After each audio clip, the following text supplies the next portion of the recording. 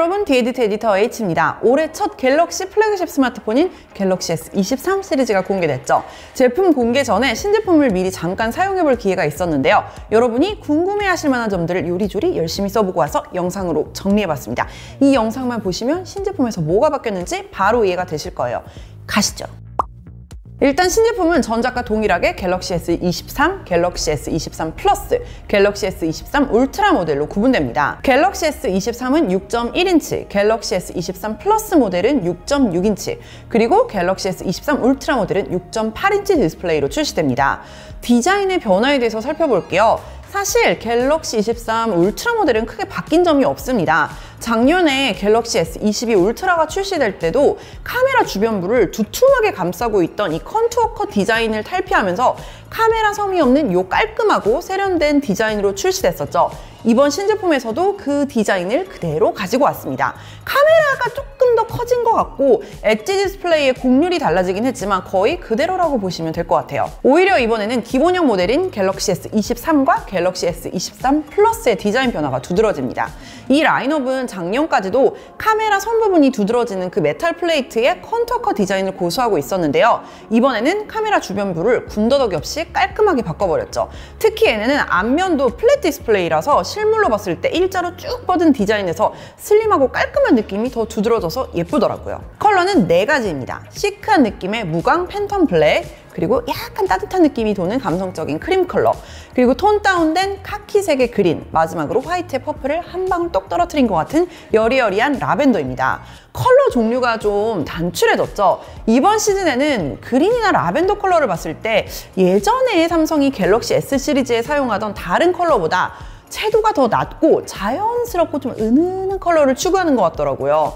눈에 확 들어오는 그런 컬러는 아니지만 촌스럽거나 노티나는 느낌이 없어서 오히려 좋았습니다. 내가 사실 작년에 우리 직원들이 다 뜯어말리는데 그 갤럭시 S22 울트라의 버건디 컬러를 샀었거든. 내가 와인을 좋아하니까 와인색이라서 예쁘다 이렇게 주장하면서 샀었어. 애들이 다 노티난다고 하는데, 근데 이번에 신제품이랑 비교해서 보니까 그 버건디색이 정말 어떤 옐로하신 그런 느낌이 나더라고요. 새로운 스냅드래곤 8 2세대 프로세서를 탑재하면서 게이밍 성능이 41%가량 개선되었다고 합니다. GPU 성능은 40% 개선되었다고 하고요.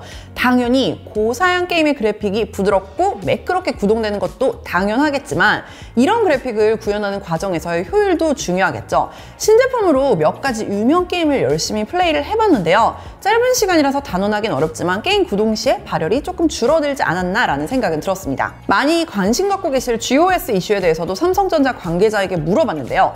작년에 GOS 관련 이슈가 터진 이후로 갤럭시 S22에 성능 우선 옵션을 제공하는 업데이트를 실시하면서 소비자의 선택권을 늘렸고, 그 이후에는 추가적으로 언급할 만한 변화는 없었다는 답변을 들을 수 있었습니다. 참고로 배터리 용량이 조금 더 늘어났는데요. 울트라 모델은 전작과 용량이 동일하지만 갤럭시 S23과 갤럭시 S23 플러스 모델은 전작보다 각각 200mAh씩 배터리 용량이 늘어났습니다. 갤럭시 S23과 갤럭시 S23 플러스 모델은 이제 울트라와 동일한 최대 밝기 1750니트를 지원하고요. 뭔가 울트라 모델이랑 기본형 모델들의 격차가 좀 줄어든 것 같은 느낌이죠? 자, 이제 카메라를 살펴보겠습니다. 신제품에서 센서가 더 커졌다고 하는데요. 센서가 더 커지면서 조도도 촬영 결과물도 더 좋아지고 심도 표현에도 더 유리해졌다고 합니다. 가장 두드러지는 차이는 갤럭시 S23 울트라에서 2억 화소 촬영이 가능해졌다는 사실입니다. 전작인 갤럭시 S22 울트라 모델에 적용되었던 1억 800만 화소와 비교해도 2배 가까이 화소가 많아졌죠. 현장에서 갤럭시 S23 울트라 모델로 촬영한 2억 화소 사진을 확대해보니까 정말 해상도가 기대 이상이더라고요. 제가 지금 입고 있는 이 니트의 질감 같은 걸 엄청 확대해봐도 소재가 주는 그 느낌이나 디테일이 아주 세밀하게 표현된 걸 확인할 수 있었습니다. 한강에서 사진을 찍었더니 강 건너편에 있는 아파트 이름이랑 숫자까지 보이는 걸 확인할 수 있었습니다. 사진 정보에서 확인해보니까 한 장의 용량이 16메가가 조금 넘더라고요. 더불어서 8K 영상도 최대 30프레임 촬영까지 가능해졌습니다. UHD 30프레임으로 촬영한 영상과 8K 30프레임으로 촬영한 영상도 살짝 비교해보니까 선의도에서 눈에 띄는 차이가 느껴지시죠? 이번에는 전면 카메라의 저조도 환경에서의 인물 촬영 경험이 훨씬 좋아졌음을 아주 강조하더라고요. 현장에 빛이 완전히 차단된 어두운 부스를 따로 마련해놨길래 그 안에 들어가서 제가 셀피를 한번 찍어봤습니다. 진짜 빛이 거의 없는 환경이었는데요. 한 2초 정도 촬영하고 나니까 와, 결과물이 진짜 환하게 촬영됐더라고요. AI가 전면 카메라로 촬영할 때 얼굴 윤곽이랑 이목구비를 모두 인식해서 각각 그에 맞게 보정을 해주는 거죠. 그래서 눈썹이나 속눈썹, 그 눈의 윤곽, 앞머리의 표현 같은 거는 확대해보면 아주 세밀하게, 섬세하게 표현되어 있고, 뺨이나 피부 부분을 확대해보면 그 부분은 너무 피부 표현이 두드러지지 않게 살짝 블러 처리되어 있는 걸 확인할 수 있었습니다. 약간 부자연스러운 부분이 있긴 한데 여기가 소름 끼치게 어두웠음을 감안하면 대단한 결과물이죠. 그리고 이제 전면 카메라로 촬영할 때 색감을 선택할 수 있는데요. 자연스러운 색감과 따뜻한 색감 중에 선택해서 내 얼굴이나 주변 조명 상황에 맞게 더 어울리는 톤으로 촬영할 수 있게 되었더라고요. 차이가 느껴지시죠? 이번에 2억 화소 촬영이 가능한 센서가 들어가면서 새로운 어댑티브 픽셀 센서 기술을 통해서 16개의 픽셀을 하나의 큰 픽셀로 묶어서 촬영할 수 있게 되었습니다. 이렇게 되면 하나의 픽셀에 더 많은 정보를 확보할 수 있기 때문에 저조도 환경에서 훨씬 더 밝고 선명하고 색감 표현이 정확해질 수 있거든요. 이건 나중에 제가 실기기 리뷰를 통해 보여드릴 예정입니다. 동영상 촬영에서도 OIS를 통해 흔들림 보정을 할 수 있는 각도가 더 넓어지면서 걸어가거나 움직이면서 촬영한 영상에서 일반적인 흔들림을 더 효과적으로 잡아줄 수 있게 되었다고 하네요. 그리고 이런 부분은 저조도 동영상에서 더 두드러진다고 합니다. 촬영에서 재밌는 기능 2가지만 더 설명드릴게요. 하나는 동영상을 촬영할 때 갤럭시 버즈2 프로를 활용해서 녹음을 하면 360도 입체 음향을 녹음할 수 있다고 합니다. 이거는 진짜 꼭 한번 테스트를 해보고 싶어요. 또 하나는 천체 사진 모드인데요. 아스트로 하이퍼랩스라는 이름으로 별의 움직임이나 궤적을 영상으로 담을 수 있는 아주 기하면서도 재밌는 기능입니다. 이걸 잘만 활용하면 진짜 멋있는 영상을 찍을 수 있을 것 같아요. 괴짜TV님 채널에서 좋은 콘텐츠가 나오지 않을까 미뤄봅니다. 국내 최초.